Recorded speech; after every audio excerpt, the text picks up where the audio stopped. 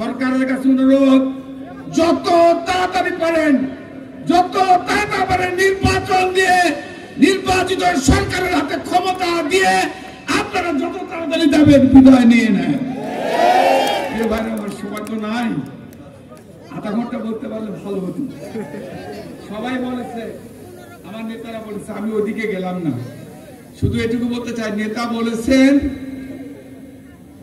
যারা 15 বছর যাদের রক্তে নাটোরের রাজপথ রঞ্জিত হয়েছে, যাদের রক্তে বাংলাদেশের রাজপথ রঞ্জিত হয়েছে, যাদের জেলে জেলে যাদের জীবন চলে গিয়েছে, যারা নির্যাতিত, যারা কষ্ট করেছে, তাদেরকে নিয়ে আগামী আমরা রাজনীতি করব নাকি? এখানে কি কারো জায়গা হবে? যারা নির্যাতিত না, যারা বিএনপি করে নাই, যারা বিএনপির রাজনীতিতে জড়িত না, তাদেরকে বিএনপিতে স্থান হবে? তাহলে আপনারা দুই হাত তুলে বলেন যে আপনারা আছেন তো নাকি? আপনারা আছেন তো আমাদের সাথে নাকি? আছেন তো? তাহলে যারা বিএনপি 15 বছর করে নাই, তাদের জায়গা আগামী দিনে বিএনপিতে হবে না।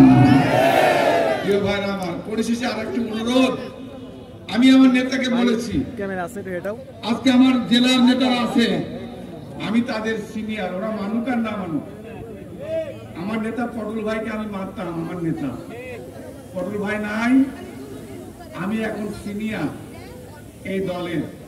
আমি আপনাদের অনুরোধ করতে চাই, পার্লামেন্ট নির্বাচনে আগামী 4টা সিট আমাদের নেতা তারেক রহমানকে আমরা উপহার দিতে চাই। দুই হাত তুলে নেতাকে বলেন, আমার আজম ভাইকে বলেন, আপনারা আছেন তো নাকি? 4টা সিটকে আমরা পাবো, ধানের শীষ, 4টা সিটকে আমরা ধানের শীষ পাবো। সবাইকে ধন্যবাদ।